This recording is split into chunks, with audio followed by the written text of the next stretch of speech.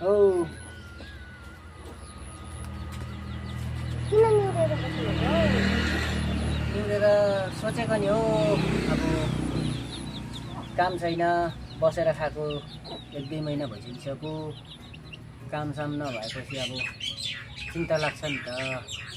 काम भेटिहाल्यो नि।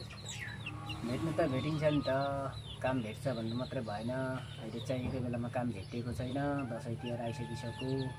सबैको केटाकेटी दुर्गा माई घुम्न जान्छन्, दुर्गा पूजा हेर्न जान्छन्। तँ पनि जान्छु भन्छस्, पैसा हुँदैन। पैसा नभएपछि कहाँबाट निकाल्नु हामीहरूले?